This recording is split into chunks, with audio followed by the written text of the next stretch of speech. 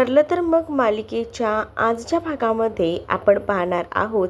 पूर्णा आजी आता लहानपणीच्या तन्वीचे फोटोज बघत असते आणि तिने सायलीला सुद्धा आपल्या रूममध्ये बोलवलेलं असतं. आणि मग काय, सायलीसुद्धा आता ते फोटो बघतच पूर्णा आजीच्या रूममध्ये बसते. पूर्णा आजी सायलीला सांगत असते की हे बघ, हे ना तुझ्या लहानपणीचे फोटो आहेत. तुझ्या लहानपणी ना तू अगदीच गोड दिसायची, म्हणजे आताही दिसतेसच ग, पण लहान असताना जरा जास्तच होतीस. आणि बघ ना, किती किती हट्ट करायचीस ते माहिती आहे का. हा फोटो जो आहे ना, हा जो फ्रॉक आहे फुलांचा, ह्या फुलांच्या फ्रॉकसाठी तुला मी बऱ्याच काही गोष्टी केल्या. म्हणजे हा फ्रॉक तुला हवाच होता, मग हा फ्रॉक शिवून घेतला आपण साडीचा, आणि तेव्हा कुठे जाऊन तुला आनंद वाटला. असे बरेच हट्ट ना तू करायचीस. मला तर कधी कधी वाटतं ना की तुला ना छान दिवस जावेत आणि तुला गोंडस अशी मुलगी व्हावी, म्हणजे तुझं बालपण मला जगता येईल ना माझ्या पंथीमुळे का होईना. बघ, हे सगळे ना तुझेच लहानपणीचे फोटोज आहेत. मग आता जेव्हा सायली ते फोटोज बघत असते ना, तेव्हा मात्र आता सायलीच्या लक्षात येत असतं ह्या फोटोजवर ना, की हे फोटोजमधील ही जी मुलगी आहे ही मला सारखी सारखी सेम टू सेम का दिसते, काहीच कळत नाही आहे. या आधीसुद्धा त्या दिवशी हीच मुलगी मला झाडाच्या इथे दिसली होती, आणि आता हा फोटो, मग या मुलीचा आणि माझा काही संबंध नसताना ही मला सारखी सारखी का दिसते, हा मोठा मुळात प्रश्न असतो. आणि तो प्रश्न तिला पडलेला असतो.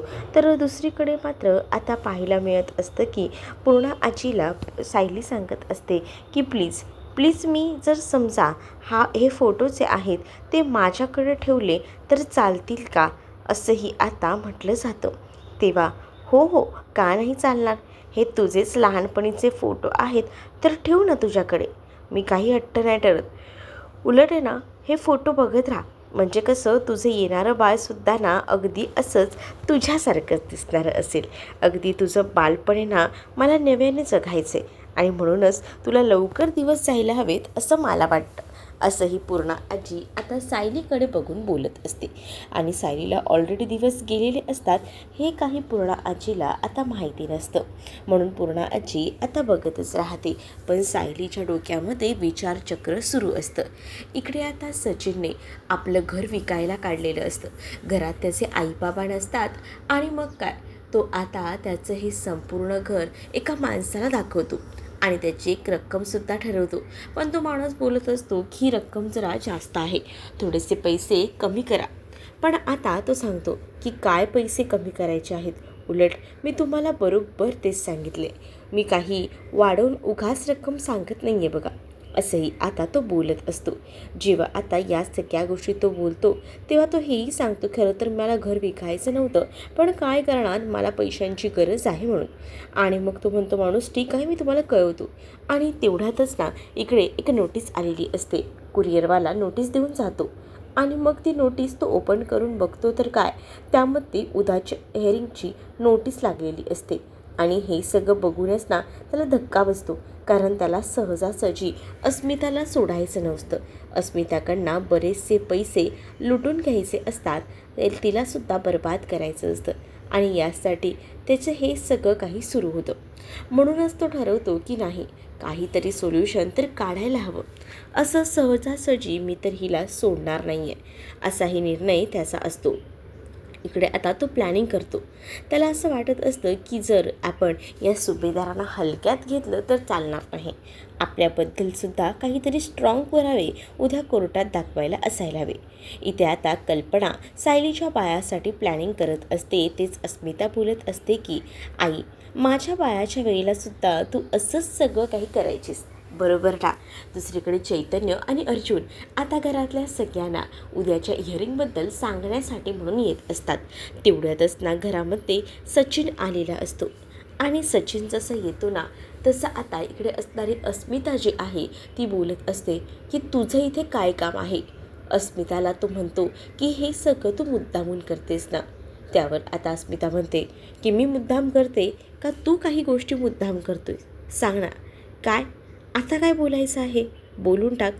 आणि मग तेव्हाच ना या सगळ्या गोष्टी बोलत असताना त्याने आपल्या खिशाला ना मोबाईल सेट केलेला असतो, आणि मुद्दामूनच त्याने या सगळ्या काही गोष्टी केलेल्या असतात, जेणेकरून ना त्याला आता ह्या सगळ्यांबद्दलचे पुरावे गोळा करता येतील.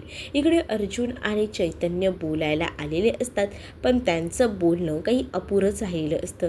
कारण तोपर्यंत वादळ बनून आलेला हा सचिन घरात शिरकाव करत असतो. त्याला स्पाय कॅमेरामध्ये सगळ्या काही गोष्टी ज्या आहेत त्या रेकॉर्ड्स करायच्या असतात आणि त्यामुळेच तो आता आलेला असतो, जेणेकरून कोर्टात त्याची बाजू स्ट्रॉंग राहायला हवी. त्याला डिवोर्स नको आहे, पण या घरातले मजबूर करतायत, त्यामुळे माझी बायकोसुद्धा मला सोडते, असा काहीसा डाव त्याने आता रचलेला असतो. आणि म्हणूनच तो आता एका पेनमध्ये जो कॅमेरा असतो ना, तो पेन आपल्या खिशाला, वरच्या खिशाला लावतो.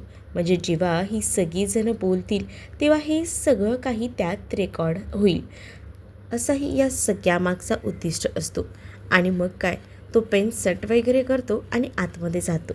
तिकडे जाऊन जोरजोरात टाळ्या वाजवू लागतो आणि म्हणत असतो की तुम्हाला खरंच आनंद होत असेल ना आमचा डिवोर्स होतोय म्हटल्यावर. त्यावर आता का म्हणून तू सारखा सारखा येऊन त्रास देतोय, आता काय आहे तुझं, असंही आता विचारलं जातं. आता काय आहे म्हणजे, अरे तू माझी बायको आहेस तर मी तुला भेटायलासुद्धा येऊ शकत नाही का? हो येऊ शकतो ना, का नाही येऊ शकत, ये ना. पण त्याच वेळेला तू त्या दिवशी काय काय बोलून गेला या सगळ्या गोष्टी ना अजूनही माझ्या लक्षात आहेत हो. मग आता तू सारखा सारखा इथे का येतोस, तुझं काय काम आहे, असंही आता बोललं जातं. तेव्हा मात्र आता तुला असं दाखवतेस की काहीच माहिती नाही. तेव्हाच आता अर्जुन म्हणत असतो की मी तुम्हा सगळ्यांना तेच सांगायला आलो होतो, उद्या डिवोर्सची केस आहे आणि त्या संदर्भात मी बोलायला आलेलो असताना हा आला, असंही आता बोललं जातं. मग काय झालं, उद्या डिवोर्सचं केस आहे तर मग ह्याचं इथे काय का? मग आता लगेच सचिन बोलत असतो, मला माहिती आहे तुला ना माझ्यापासून वेगळं व्हायचं नाही आहे, पण ही सगळीजणं तुला माझ्यापासून वेगळं करतायत, मला आपल्या दोघांना आपल्या बाळापासून तोडतायत, असंही मुद्दामूनच आता सचिन जो आहे तो बोलत असतो.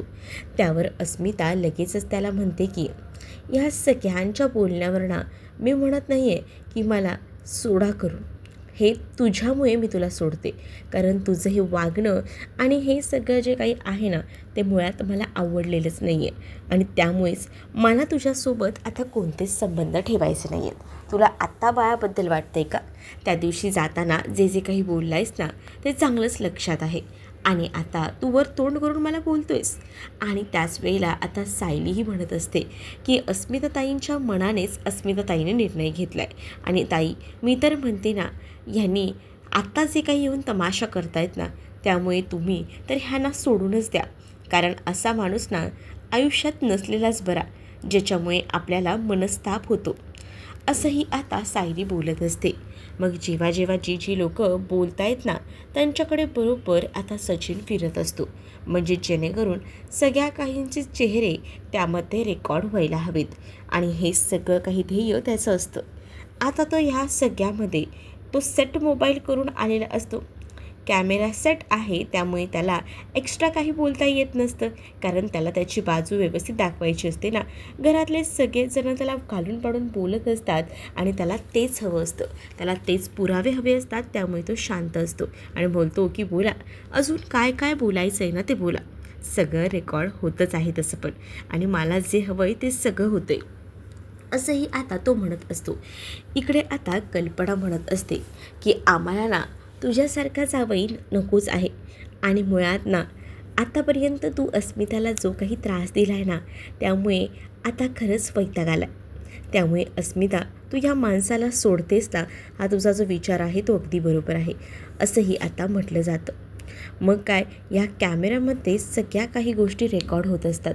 प्रतापही त्याला बोलत असतात की चल उठ आणि निघ इकडनं, तुला सारखं सारखं तेच तेच काय सांगायचं, हां तुला एवढंही साधं कळत नाही का, सारखा अपमान करायला इथे येतोस का, असंही आता प्रताप जे आहे ते बोलत असतात.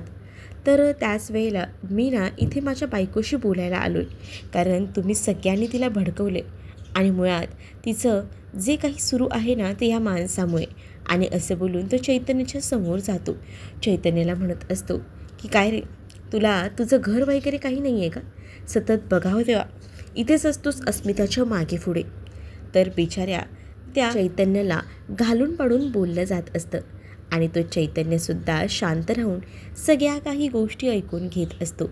कारण चैतन्याला कळत असतं की या सगळ्या काही गोष्टी हा बोलतोय, हा मुद्दामून करतोय, पण आपण जास्त रिॲक्ट व्हायला नको म्हणूनच तो काहीच बोलत नाही.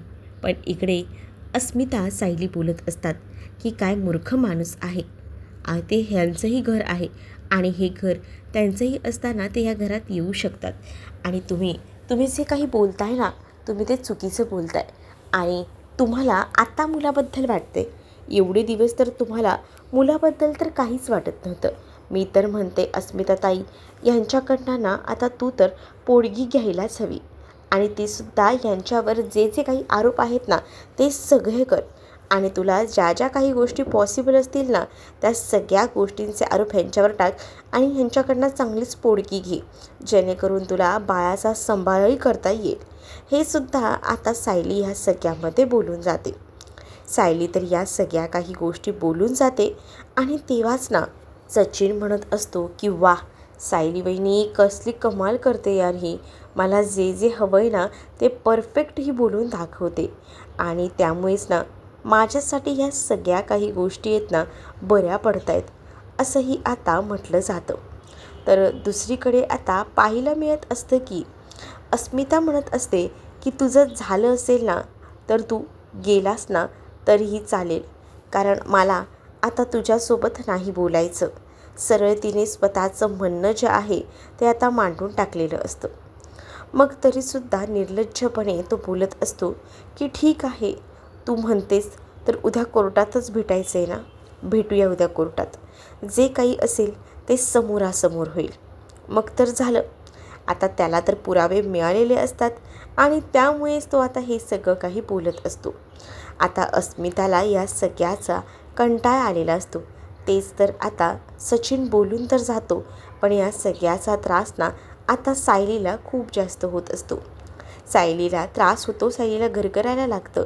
सायलीला गरगरायला लागतं ते सायली पडणार तिला आता सगळीजणं सावरत असतात. सायलीला सगळीजणं जेव्हा सावरतात ना तेव्हा तिला विचारतात, आता आता तर तू ठीक तर आहेस ना. तेव्हाच ती म्हणत असते की हो हो हो मला आता बरं वाटतंय, असंही तिने आता म्हटलेलं असतं. मग जेव्हा ती ह्या सगळ्या काही गोष्टी बोलते तेव्हा मग तिला सांगितलं जातं, बोल अजून काय, आता ना तुला आरामाची गरज आहे आणि आराम कर.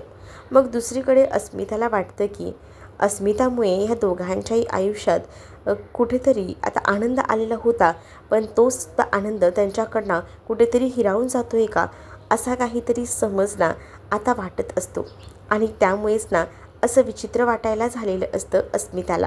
अस्मिता म्हणत असते की माझ्यामुळे हे सगळं काही होतं आहे ना, खरंच खरंच सॉरी असंही आता ती बोलत असते. आणि जेव्हा या सगळ्या काही गोष्टी ती बोलते ना तेव्हा नाही हो, इतकं वाईट वाटून घेऊ नका, तुम्ही आमच्यासाठी खूप महत्त्वाच्या आहात.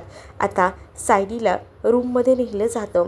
अस्मितासोबत मी थांबा असं सायली अर्जुनला सांगते, कारण आता सध्याला अस्मिताला कोणाची ना कोणाची गरज लागणार आहे हेही बरोबर आता माहिती असतं आणि म्हणूनच ती तसं वागत असते. त्यानंतर मात्र आता हे सगळं तर बोलणं होतं, तर दुसरीकडे मात्र आता पाहायला मिळत असतं की अस्मिता आणि त्याचसोबत अर्जुन हे रूममध्ये असतात आणि रूममध्ये असतानाच त्यांचं बोलणं सुरू असतं. तेव्हाच ना ते बोलणं करत असतानाच अस्मिता म्हणत असते की मला ना या माणसाला सोडायचंच आहे, माझा निर्णय तर पक्का आहे, त्यामध्ये मी कोणतेही आता बदल करणार नाही आहे. कारण मला ना वैताग आला आहे या माणसाला. असं वाटत असेल की तो हे सगळं काही करून जिंकला आहे, पण त्याचा हा चुकीचा समज आहे.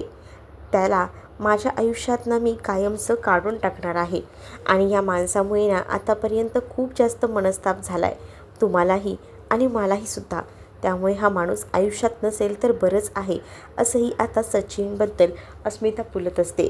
खरं तर अर्जुन अस्मिताला आता चांगलं समजवायला गेलेला असतो, कारण उद्याच्या केसची तू काळजी करू नकोस. तर अस्मिताही त्याला सांगत असते की मला नाही वाटत उद्याच्या केसची काळजी, कारण मला कळत आहेत काही गोष्टी, ज्या काही गोष्टी आहेत ना त्या जरा वेगळ्या आहेत, पण त्या सगळ्याच्या मागे तुम्ही माझ्या पाठीशी खंबीरपणे उभे आहात हे सुद्धा मला माहिती आहे, हेही आता म्हटलं जात असतं. तेव्हाच ना अस्मिता ही एवढी रिलॅक्स आहे हे बघूनच खरं तर अर्जुनला बरं वाटतं. कारण त्याला तेच वाटत असतं की या सगळ्यामध्ये आपली बहीण कुठेतरी एकटी पडली तर तिला आपण हेल्प करायला हवी आणि त्यातच या सगळ्या काही गोष्टी होत असतात. तर दुसरीकडे आता पाहायला मिळत असतं की स्मिताचं बाळ ना मध्येच रडू लागतं.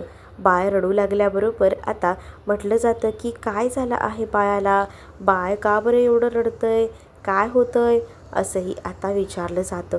तेव्हाच ना हो थांब मी आता घेते असं बोलून आता अस्मिताने बाळाला पाळण्यातनं बाहेर काढलेलं असतं आणि मग ती बाळाकडे पाहत असते. बाळाला म्हणत असते की नाही मामाकडे जायचं आहे का, म्हणून रडतोयस का तू एवढा, असं बोलून ती आता बाळाला इकडे अर्जुनला दाखवत असते. आणि आता अर्जुनलाच ती बघत असते आणि बोलत असते की बघ आता आपल्याला ना हा मामासुद्धा ना एक नवीन बाळ घेऊन येणार आहे. मग आवडेल ना तुलासुद्धा नवीन बाळासोबत एन्जॉयमेंट करायला. हो का नाही आवडणार, आम्हाला आवडेलच ना, असंही आता बोललं जात असतं. मग दुसरीकडे आता इकडे अर्जुन जो आहे तो त्या बाळाचे लाड करत असतो. त्या बाळाला म्हणत असतो की बाळा जरी आपल्या घरात नवीन बाळ आलं ना तरी या मामासाठी ना त्याचे दोन्ही बाळं महत्त्वाचे असणार आहेत. म्हणजे अर्जुनला आता अस्मिताच्या बाळाबद्दलही बोलायचं होतं आणि त्याचसोबत या त्यांच्या बाळाबद्दलसुद्धा. आणि त्यामुळेच ना तो अगदीच ना भरून आलेला असतो. त्याला असं वाटत असतं की अस्मिताचं बाळ ना कुठेही एकटं पडायला नको आणि त्याचसाठी तो हे सगळं काही बोलत असतो. अस्मिताचं बाळ हे त्याच्यासाठी खूपच इम्पॉर्टंट असतं. दुसरीकडे आता सायली झोपलेली असताना ना सायलीला सतत ना आता सारखं चेहरा समोर तोच आठवून येतो आणि मग काय तिला सारखं तेच आठवल्यामुळे ना आता त्रास होत असतो. ती विचार करू लागते हे सगळं काही माझ्या बाबतीत काय होतंय, सारख्या मला त्या गोष्टी का बरं आठवत आहेत, हा विचार ना मनामध्ये तिच्या येऊ लागलेला असतो.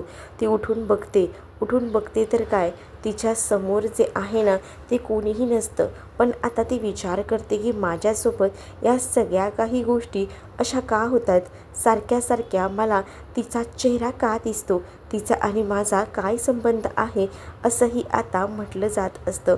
तेव्हाच ना इकडे सायली जी आहे ती खडबडून उठलेली असते. कारण तिला आता या सगळ्या काही गोष्टी ना नकोशा वाटत असतात.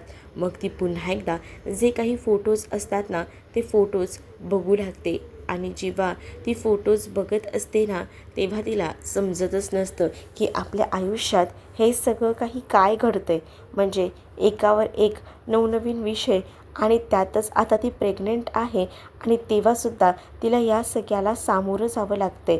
आणि मग ती विचार करते एका पॉईंटला की ह्या सगळ्या काही गोष्टी मला सारख्या का दिसत आहेत आणि ह्या दिसण्यामागचं कारण काय, हे तन्वीचं बालपण तर मी कधी अनुभवलंच नाही आहे, मग मलाच काही तन्वी दिसते. इकडे आता प्रियाची नुसती आता धांदल उडालेली असते. प्रिया जोरजोरात सगळ्यांना हाका मारत असते किंवा इथे कोणीतरी आहे का ऐका ना. आणि मग तिथे एक हवालदार येते आणि मग ती म्हणते की काय आहे तुझं. मग आता तिला प्रिया बोलत असते की मला ना थोडं बोलायचं होतं. ते काय आहे ना माझ्या घरातले यांना सगळ्यांनाच ना मला सांगायचं आहे की मी प्रेग्नंट आहे ते, त्यामुळे जरा ना मला तुम्हा सगळ्यांची मदत हवी होती. प्लीज माझ्या घरच्यांपर्यंत ही बातमी पोचवाल का की मी प्रेग्नंट आहे ते. हो, तुझ्या घरच्यांपर्यंत पोचवायचे का, हे शक्य नाही आहे, हे इथे पॉसिबल तर नाही आहे, असंही आता म्हटलं जातं. असं का म्हणताय, काहीतरी करा ना, कारण मलासुद्धा असं वाटतं की मी प्रेग्नंट आहे तर ही गोष्ट घरी कळायला हवी आणि त्याचसाठी तुम्ही एवढंही करणार नाही का, असंही आता म्हटलं जातं. हो आम्ही आमच्या परीने जेवढे प्रयत्न करता येतात ना तेवढे प्रयत्न करतो. जर झालं काम तर ठीक आहे, प्लीज तुम्ही जेलरशी बोला, कारण मी प्रेग्नंट आहे बघा ना. कारण माझ्या गोड बातमीबद्दल, माझ्या बाळाबद्दल घरात सगळ्यांना कळायला हवं ना. घरात जर कळलंच नाही तर कसं होईल, असंही आता बोललं जात असतं. आणि असं बोलून ना ती आता रिक्वेस्ट वगैरे करत असते. मग ती जेलरमधली बाई असते ना ती बोलत असते की ठीक आहे, मी माझ्या परीने प्रयत्न करते साहेबांना सांगून, मग बघूया तुमच्याबद्दल काही बोललं जातं आहे का पुढे, असंही आता बोललं जात असतं. तेव्हा प्रिया म्हणते की प्लीज तेवढं करा माझ्यासाठी, प्लीज ही एका आईची तुमच्याकडे कळकळीची विनंती आहे, असं काहीसं आता ती रडत रडतच बोलत असते.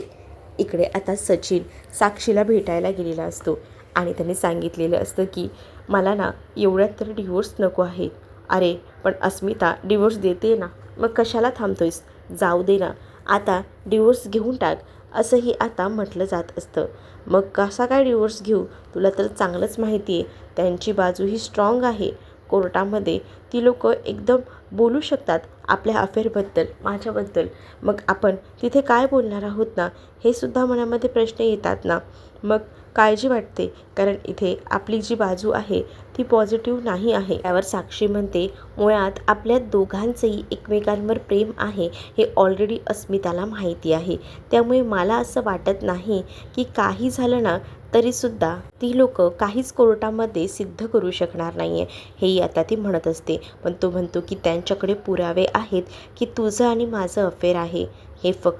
हे एवढं असून उपयोग नाही आहे ना सचिन, तुला कशा काही गोष्टी कळत नाही आहे. यावर माझ्याकडे एक सोल्युशन आहे.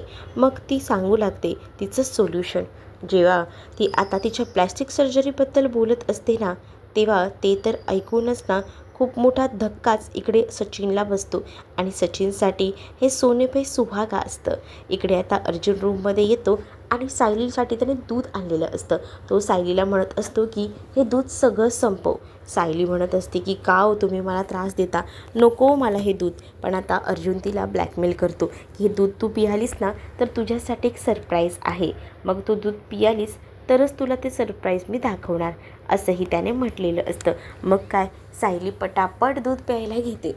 सायली जशी आता दूध प्यायला सुरुवात करते ना, तसं आता अर्जुन लगेचच कपाटामधून आता 2 उशा बाहेर काढतो आणि त्याने ना त्या 2 उशांना विणलेल्या असतात स्वतःच्या हाताने आणि हे सगळं काही त्याने तयार स्वतःच केलेलं होतं. मग आता तो कपाटातून जशा 2 उशा बाहेर काढतो ना, तसं मात्र आता सायलीला म्हणत असतो की बघ तुझ्यासाठी सरप्राईज आहे. सायली म्हणत असते की काय आहे, काहीच नाही आहे ह्यात तर, वाच ना अगं वाच. त्याने तर उलट्याच उशा धरलेल्या असतात आणि त्यामुळेच ना आता ती म्हणत असते की अहो यामध्ये तर काहीच नाही आहे, काय वाचू मी. आणि मग काय तो बघतो तर खरंच ना त्यामध्ये काहीच नसतं. मग त्या उशा तो उलट्या पलटून दाखवतो आणि त्यामध्ये लिहिलेलं असतं फादर टू बी आणि मदर टू बी. या उशा बघूनच ना सायली प्रचंड खुश होते. सायली म्हणत असते की खरंच हो, तुम्ही माझ्यासाठी किती काय काय करता, किती सुंदर केलं आहे हो हे सगळं तयार तुम्ही, मला आवडलं आहे हां, तुम्ही हे जे काही केलं आहे ना ते मला खूप आवडलं आहे, असंही ती आता बोलू लागते. जेव्हा आता या सगळ्या काही गोष्टी ती बोलते ना, तेव्हा अर्जुन म्हणतो की मी आपल्या बाळासाठी बघ ना पुढे अजून काय काय करतोय ते. मला ना या सगळ्या काही गोष्टी आवडतात आणि हे सगळं काही फक्त आणि फक्त तुझ्यासाठी, असंही तो म्हणतो. आणि तेव्हा सायलीही खूप जास्त खुश होते.